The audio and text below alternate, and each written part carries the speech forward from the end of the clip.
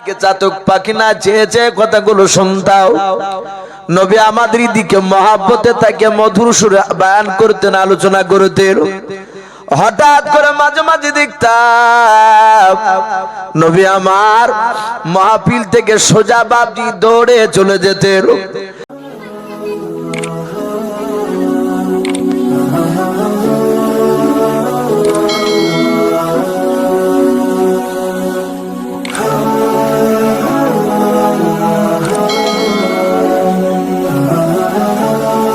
সাহাবারা বলেন আমরা পেছন ঘুরে দেখতাম আল্লাহর নবী জনাবে মুহাম্মদ রাসূলুল্লাহ সাল্লাল্লাহু তাআলা আলাইহি ওয়াসাল্লামের কলেজার টুকরা বিটি মা ফাতেমাকে দেখতাম। বলুন সুবহানাল্লাহ। সাহাবারা বলেন আমরা নবীর পেছনে গিয়ে দাঁড়িয়ে দাঁড়িয়ে শুনতাম আল্লাহর নবী আমার মা ফাতেমাকে ডাক দিয়ে বলতেন, মা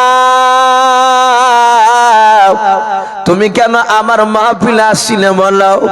মা ফাতেমা তো জোহরা বলতেন, আব্বাজান আমি আপনার কাছে এই কথাটা জিজ্ঞাসা করার জন্য এসেছিলাম। আল্লাহর নবী বলতেন, গো মা আমার জামাই আলীকে যদি একবার হুকুম করে দাও আমাকে ডাকতে পাঠালে আমি তোমার কাছে চলে যেতাম। ওরে আমার মা তুমি হেঁটে হেঁটে আসলে আমি বড্ড কষ্ট পাই। বলুন সুবহানাল্লাহ। এত নবী আমার ফাতেমা তো জোহরাকে বাপজি ভালোবাসতেন, এত ভালোবাসতেন।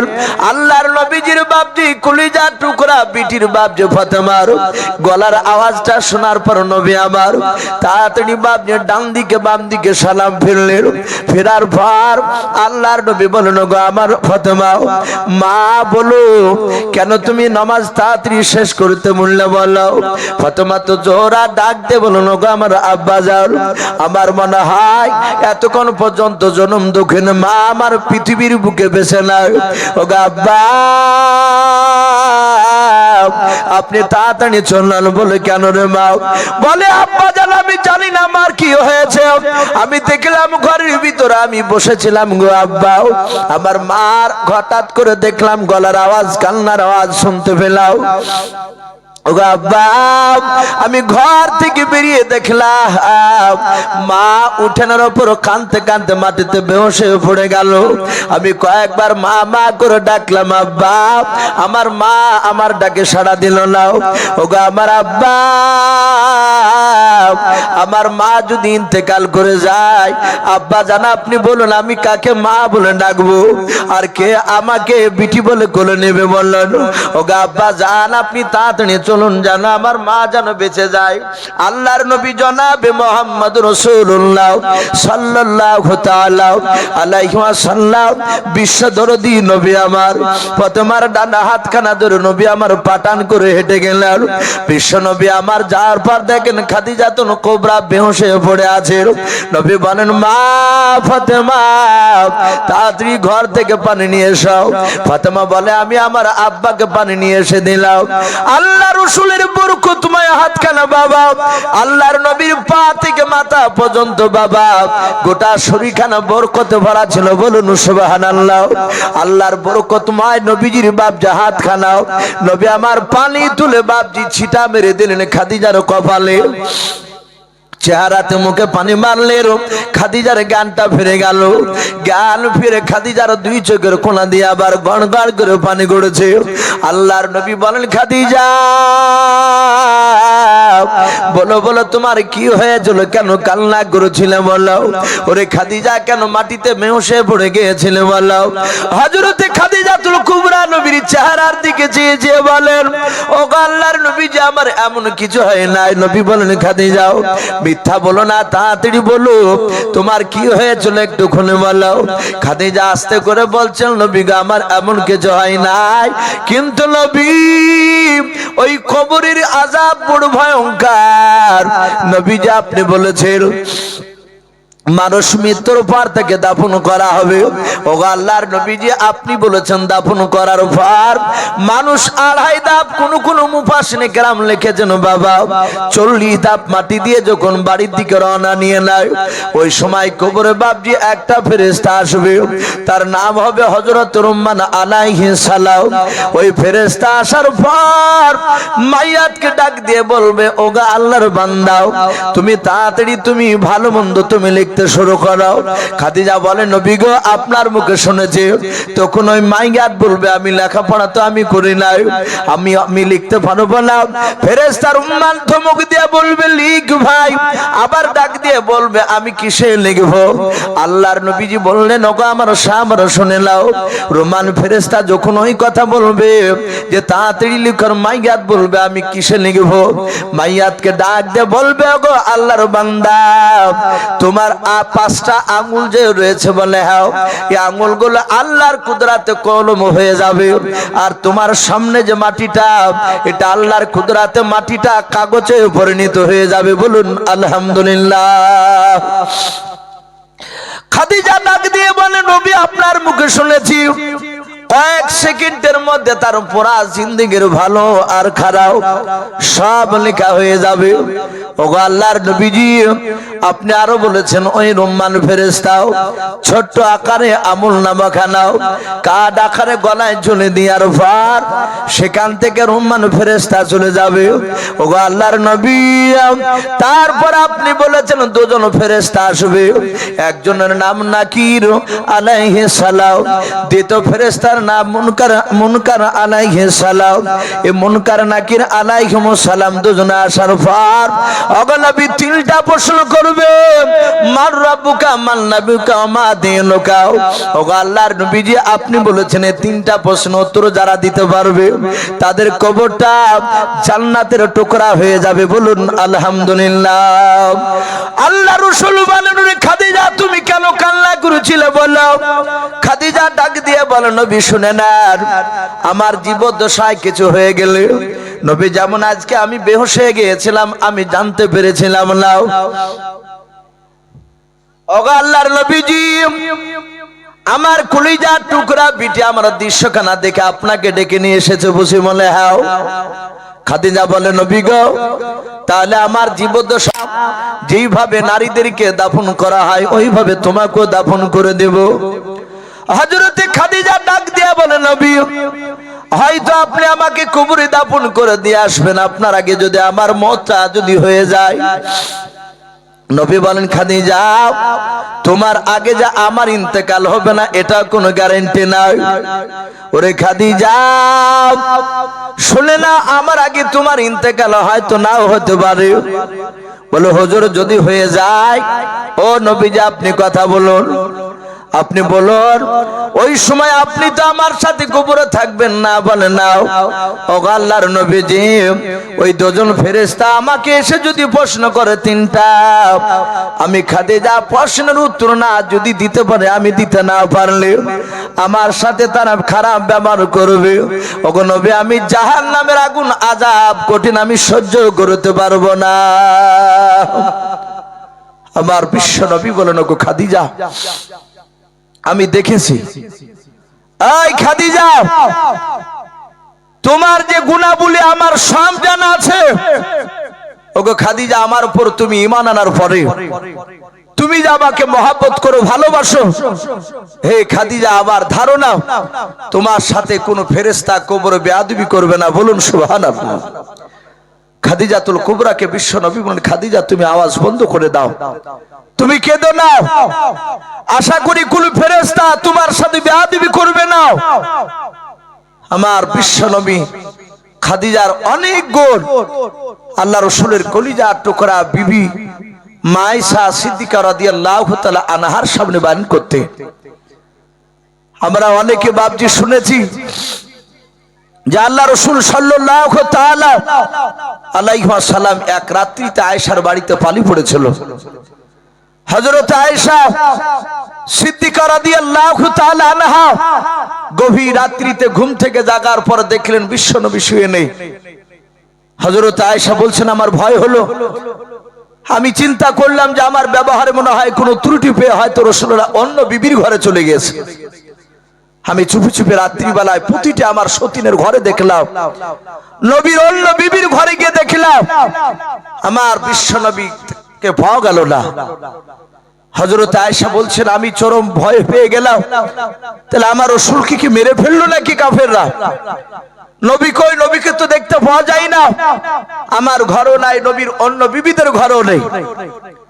হযরত আয়েশা বলে আমি ওই রাত্রিবেলায় ছুটতে শুরু করলাম আমার বিশ্ব নবীর প্রথম বিবি খাদিজাতুল কুবরার যেখানে কবর রয়েছে, আমি সেই জায়গায় গিয়ে দেখছি নবী আমার কবরের পাশে, খাদিজার কবরের পাশে দাঁড়িয়ে দাঁড়িয়ে আমার বিশ্ব নবী কান্না করছিলেন। বলুন আলহামদুলিল্লাহ। আমার বিশ্ব নবী খাদিজার জন্য কাঁদছিলেন, আল্লাহকে ডেকে বলছিল গো আল্লাহ তুমি আমার খাদিজার কবরে আযাবকে তুমি maaf করে দিও। বলুন সুবহানাল্লাহ। আমার রাসূল কাঁদছেন খাদিজার জন্য। হযরত আয়েশা সিদ্দিকা রাদিয়াল্লাহু তাআলা আনহা তিনি নবীজির অনেক কথা শুনলেন। নবী এটা বললেন আল্লাহ কিয়ামতের ময়দানে যদি তুমি আমাকে জান্নাতে দাও তাহলে আমার বিবি খাদিজাকে তুমি আমার সঙ্গে আবার জান্নাতে থাকার ব্যবস্থা করে দিও। বলুন আল্লাহুম্মা আমিন। খাদিজার নয় বিশ্ব নবীর মুখ থেকে কথাটা শুনে আয়েশার মনটা বাপজি খারাপ হয়ে গেল। আয়েশা যতই রাসূলুল্লাহর বিবেক হাজার হলো তো সে তো মানুষ। হযরত আয়েশা তাড়াতাড়ি করে এসে বাপজি বিছানায় শুয়ে গেছে। নবী কবর জিয়ারত করে বাড়ি চলে আসলেন আয়েশার ঘরে। এসে দেখছেন আয়েশা বুকটা বাপজি একটু জোরে বাপজি উঁচু নিচু হচ্ছে, নিঃশ্বাসটা জোরে জোরে ফেলছে, একটু ধুকায় যাকে আমরা বলি। নবীজি আয়েশার বুকে হাত দিয়ে বলেন আয়েশা কি ব্যাপার এত জোরে জোরে তুমি ধুকাচ্ছ কেন? বলো এই আয়েশা কি হয়েছে তোমার বলো। হযরত আয়েশা সিদ্দিকা রাদিয়াল্লাহু তাআলা আনহা তিনি দেখলেন রাসূলের কাছে আর মিথ্যা বলা যাবে না। বললেন ওগো রাসূল আমি মিথ্যা বলি নাই, কিন্তু বলুন আপনার খাদিজার ভিতরে এমন কি গুণাবলী পেয়েছিলেন যে খাদিজার কথা আপনি আজও ভুলতে পারেন নাই? হে রাসূল আপনি বলুন, আপনি জান্নাতে খাদিজার সঙ্গে থাকার দোয়া করলেন, ওগো নবী বলুন একটু শুনান খাদিজার এমন কি গুণ ছিল ওই বুড়ো ওই বৃদ্ধা নারীটার? আমার বিশ্ব নবীর চোখ দিয়ে পানি ঝরতে লাগলো। দরদি নবী আমার ডাক দিয়ে বলেন ওরে আয়েশা, ওরে আয়েশা খাদিজার যা গুণ ছিল, খাদিজা যা আমাকে ভালোবাসতো, ওরে আমার আয়েশা 1 ঘন্টার খাদিজার ভালোবাসা আমার মনে হয় তোমার সারা জীবনকার ভালোবাসা খাদিজার কাছে তুচ্ছ হয়ে যাবে। বলুন আলহামদুলিল্লাহ। খাদিজার কাছে তুমি হেরে যাবে। ওরে আমার আয়েশা যখন আমার কেউ ছিল না দুনিয়ায় সেই সময় আমার সঙ্গে ছিল খাদিজাতুল কুবরা। বলুন আলহামদুলিল্লাহ। হযরত আয়েশা বুঝতে পারলেন আমার ভুল হয়েছে, সাথে হাতে নবীর হাতখানা ধরে বলছে নবী maaf করবে। ওগো নবী বলুন আপনি একটা কথা শুনান কিংবা দুটো ঘটনা আপনি শুনান আমার খাদিজার বোনটার এমন কি গুণ ছিল। আমার বিশ্ব নবী কাঁদতে শুরু করলে। আমার দরদি নবী আমার ডাক দিয়ে বলে ওরে আবার শুনে নাও আয়েশা আমার খাদিজা আমাকে কতটা ভালোবাসতো তুমি জানো? বলে জানি না, আমি তো খাদিজাতুল কুবরাকে আমি ভালো করে আমি দেখি নাই। ওগো নবী আপনি বলুন আপনার খাদিজার গুণ কেমন ছিল?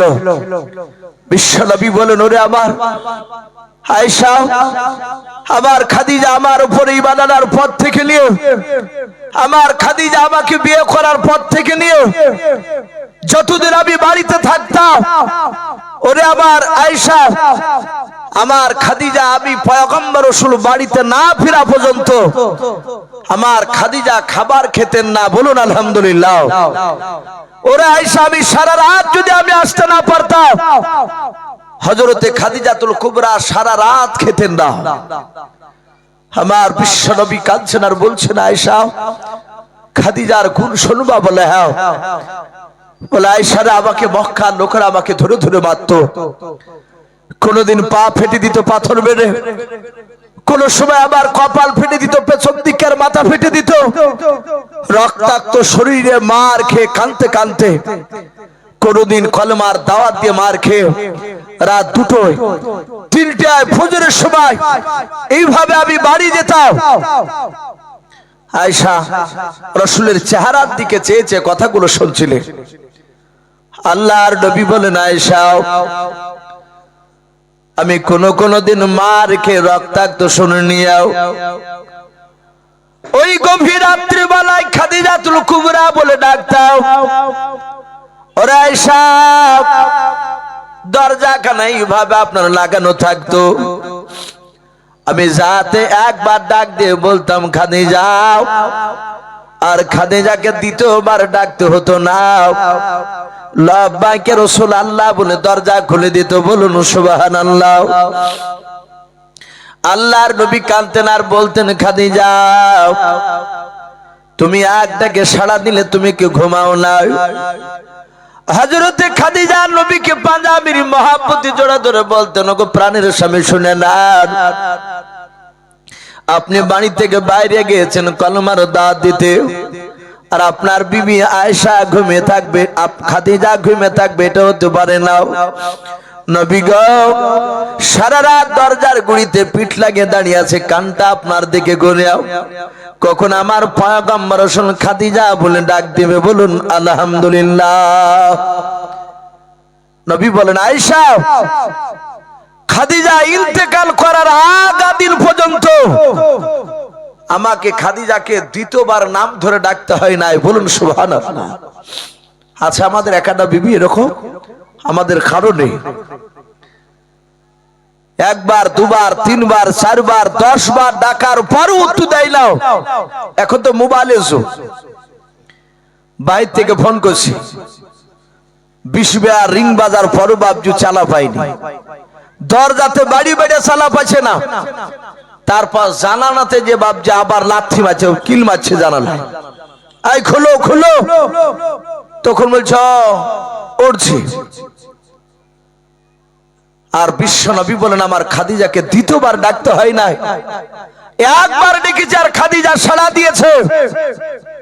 হযরত আয়েশা রাসূলের হাতখানা ধরে বলছেন, হুজুর মাফ করবেন, আমি আর জীবনে বেঁচে থাকা পর্যন্ত খাদিজার ব্যাপার আর কোন কথা বলবো না। বলুন সুবহানাল্লাহ। আমি আর খারাপ ধারণা আপনাকে করব না, রাসূল আপনি আমাকে ক্ষমা করে দেন। তাহলে এত বড় দামি নারী এবং জান্নাতি, মহান রব্বুল আলামিন দুনিয়ার বুকে 2টো মেয়েকে সালাম দিয়েছিলেন, তার মধ্যে খাদিজাতুল কুবরা উনি একজন। আল্লাহ ডাইরেক্ট সালাম নিচ্ছেন জিবরিলকে দিয়ে। তাহলে এত বড় দাবি খাদিজাতুল কুবরা, উনি মওতের সময় নবীজির চেহারার দিকে চেয়ে নাই, কবরের দিকে চিন্তা করতে করতে তিনি বেহুশ হয়ে গিয়েছিলেন। আর সেই খাদিজাতুল কুবরা রাদিয়াল্লাহু তাআলা আনহা, ওনার জীবনীতে বাবজি এসেছে।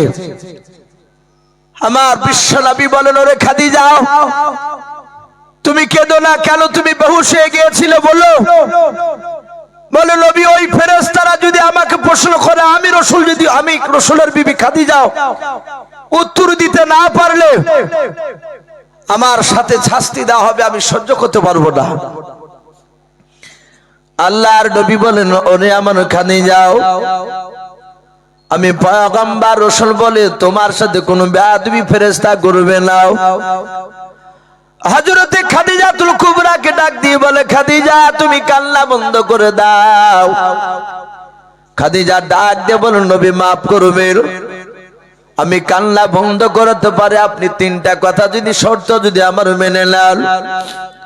আল্লাহর নবী বলেন, ওরে খাদিজা তুমি 3টা কেন, তুমি যদি আমাকে 100টা যদি শর্ত বলে আমি মানতে রাজি আছি। হযরতে খাদিজাতুল কুবরা ডাক দিয়ে বলেন, নবী আমি আপনার কাছে 100টা শর্ত আমি বলতে চাই না, মাত্র 3টা। নবী বলেন তাড়াতাড়ি বলো। ডাক দিয়ে বলেন ওগো আমার আল্লাহর নবী আপনি শুনে নাও, আমার যদি আপনার আগে যদি ইন্তেকাল হয়ে যায়, ওগো আল্লাহর নবী শুনে নেন, আপনি আমাকে গোসল দিবেন? বলে হ্যাঁ খাদিজা গোসলের ব্যবস্থা করব তোমার। আল্লাহ রাসূল ডাক দিয়ে বলেন খাদিজা তারপরে বলো। বলে নবী যে আপনি গোসল দিয়ে কাফন পরাবেন আমাকে? বলে হ্যাঁ। নবী গো কাফন পরানোর সময় নবী আপনি কথা দিয়ে দেন আপনার ব্যবহার করা পাঞ্জাবের এক টুকরা ছিট যদি আপনি আমার কাফনের ভিতরে যদি ভরে দেন তাহলে আমি কান্না বন্ধ করতে রাজি আছি। বলুন আলহামদুলিল্লাহ।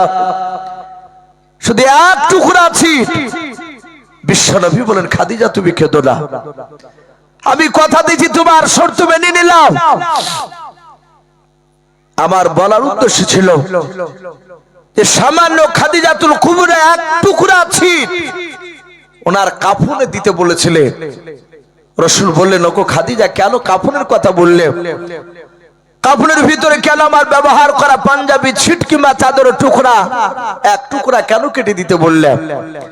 বলে হুজুর আমি জানি আপনার ব্যবহার করা কোনো ছিট চাদর যদি থাকে আমার মনে হয় না যে কবরে আমার সাথে বেয়াদবি করবে। বলুন আলহামদুলিল্লাহ। আর হযরত ওমর যে আমার বিশ্বনবী ইন্তেকাল করার আগে বললে হে ওমর আমার ইন্তেকাল করার পরে আমার এই জুব্বাটাও তোমার কাছে যত্ন করে রাখবা। ওমর মনে চরম আনন্দিত। হঠাৎ করে বিশ্বনবী বলেন ওমর রে, এই ওমর এই জামাটা তোমার কাছে বেশি দিন তুমি যত্ন করে তুমি রাখতে পারবা না। বলে হুজুর কি করব? বলে আমার ইন্তেকাল যদি হয়ে যায় আমাকে দাফন করা হবে। হে আমার ওমর আমার ইন্তেকাল করার পর কয়েক মাস পর দেখবো একটা লোক এসে খুবই কান্না করবে, তার নাম হবে ওয়াইস কুরুনি। কি নাম বললেন? ওয়াইস কুরুনি। ওই ব্যক্তিকে আমার এই জুব্বাটা নিজে দিবা ব্যবহার করতে। বলুন আলহামদুলিল্লাহ। সম্মানিত ভাই আমার বাবা বোনেরা, বিশ্ব রাসূল বললেন ওয়াইস কুরুনিকে কে দেবা? হযরত ওমর তিনি চিন্তা করলেন এই জুব্বা আমি পেলাম না, ওয়াইস কুরুনি পেয়ে গেল। এবং ওমর ওয়াইস কুরুনিকে জুব্বাটা দিয়ে বাপজি দোয়া চেয়েছিলেন। আমরা দোয়া চাই না ভাই? মাস্টারমশাই, হাজী সাহেব, চাচা, ভাই, ছেলে মানুষের কাছেও বাপজি দোয়া চাওয়া যায়। চাচা কি ভাই একটু দোয়া করবে।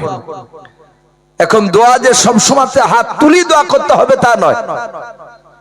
জবান দিয়ে শুধু যদি এতটুকু বলেন ফি আমানিল্লাহ, এই শব্দটা আমরা অনেকেই জানি না। যারা আলেমদের সাথে উঠা বসা করি, যারা তাবলিগে যান এবং যারা জেনারেল শিক্ষিত, যারা কোরআন হাদিস একটু ঘাটাঘাটি করে তারা হয়তো মোটামুটি পারে, বাদ বাকি অনেকে বলতে জানি।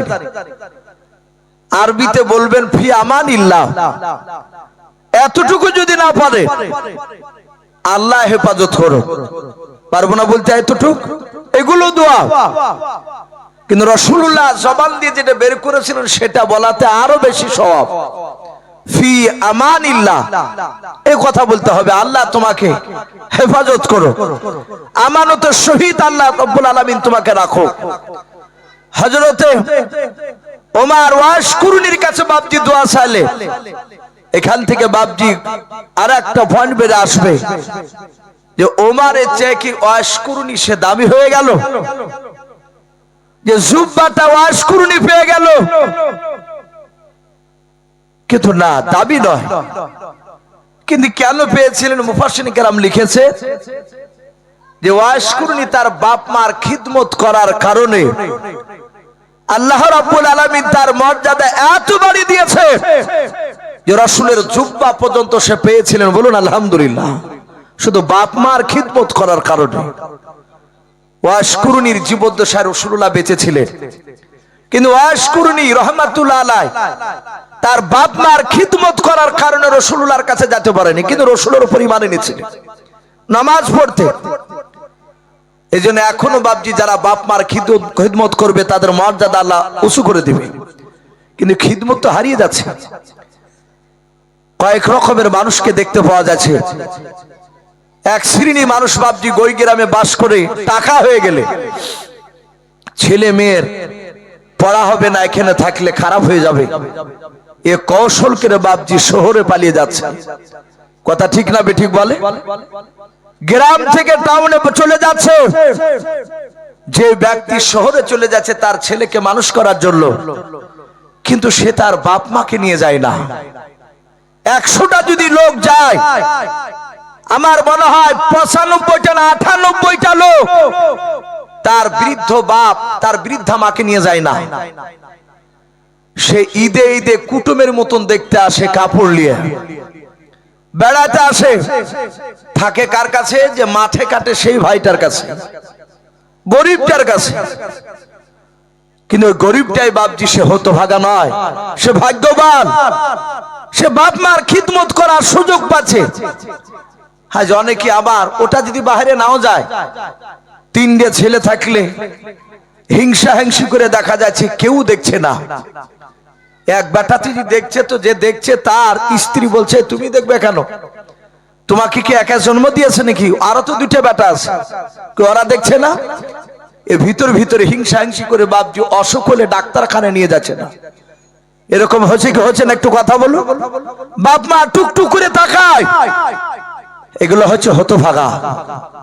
বাপ মার খিদমত যে করবে তার কপাল খুলে যাবে, সে জান্নাত যাবে।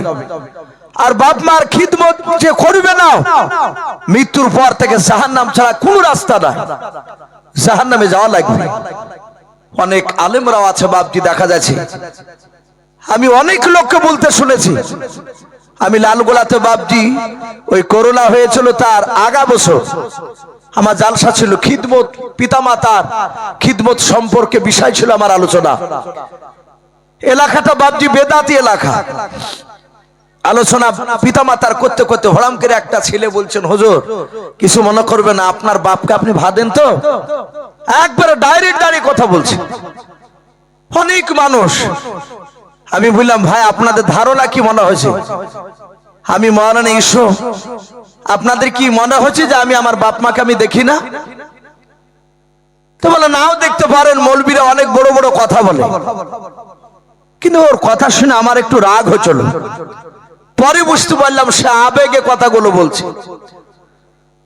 আমি গর্ব করা না, এই দেখেন ওই সামনে গাড়িতে আমার ভাই বসে আছে, আপন মায়ের পেটের ভাই আমার, ওখানে গিয়েছিল, ওকে নিয়ে যায়। আমি বললাম দেখুন ভাই বসে আছে গাড়িতে, গিয়ে শুধু একবার খোঁজে নেন, আমার আব্বা মা বেঁচে আছে, আমার দাদি বেঁচে আছে, আপনি খোঁজ নেন দাদি কার কাছে খায় আর বাপ মা কার কাছে খায়। যদি ইসবের কাছে না খায় যদি বলে, তাহলে আপনার টাকা তো নগদ নাই, গাড়িটা আপনার নামে রেজিস্ট্রি করে দেবেন ইনশাআল্লাহ। তখন লোকে বকতে লাগলো। ওকে স্টেজ থেকে নেমে যাহাতে ঘরে গিয়েছি, লোকটা গিয়ে মাপ চেয়ে বলছে, হুজুর কিছু মনে করবেন না, আমাদের এলাকায় 18টা আলেম আছে, 18টা, একটা মৌলভী তো বাপ মাকে ভাদাই না। এইভাবে কথা বলছে, একটাও দেয় নাই, জন্য রাগ করে আপনাকে বলেছে হুজুর। আমি বললাম ভাই 2007-এ মাওলানা পাশ করেছি, আল্লাহর কাছে হাজার শুকরিয়া, এত হালকা বয়সে এত দূরে যে আল্লাহ নিয়ে যাবে তা আমো বাপজি ধারণা করতে পারে। আমার হুজুরাই তো অবাক হয়ে যায়। এগুলো সব আপনাদের দোয়া। বড় বড় মাহফিলে বাপজি ডেকে নিয়ে যায়, যেসব মাহফিলে নিয়ে যায় সেই সব মাহফিলের প্রকৃতির যোগ্যতা বক্তা কিন্তু আমি নয়, কিন্তু মানুষ নিয়ে যায়। আমি বললাম ভাই একবার গিয়ে শুধু গ্রামে খোঁজ নেবে, আমি তো বলতে পারি বড় বড় কথা, যদি প্রমাণ করতে পারেন আমি জালসা করাই বন্ধ করে দেব ইনশাআল্লাহ। তো ভাই কথাগুলো বলছি একটু দুঃখ করে, অনেককে দেখতে পাচ্ছি বাপ মাকে ভাত দেয় না, অনেকেই দেয় না। আমি অনুরোধ করব বাপ মার খিদমত যদি থেকে বঞ্চিত হয়ে যান, আপনার কপাল ফাটা, মৃত্যুর পর জাহান্নাম ছাড়া কোনো রাস্তা পাবেন না আপনি। যে বাপ মাকে আপনি দেখবেন না, সে বাপ মা কোনোদিন আপনার জন্য অন্তর থেকে দোয়া বেরিয়ে আসবে না। দোয়া দেন দেন করে দোয়া পাওয়া যায় না, ব্যবহারে দোয়া পাওয়া যায়। এমন ব্যবহার দেখাবেন অন্তর থেকে দোয়া বেরিয়ে আসবে। ওয়াস কুরুনি তার বাপ মার খিদমত করার কারণে সে জুব্বা পেয়েছিল, কিন্তু বাপজি ওয়াস কুরুনি চেয়ে ওমর ফারুক রাদিয়াল্লাহু তাআলা আনহু তিনি হাজার হাজার কোটি কোটি গুণ দামি। বলুন আলহামদুলিল্লাহ।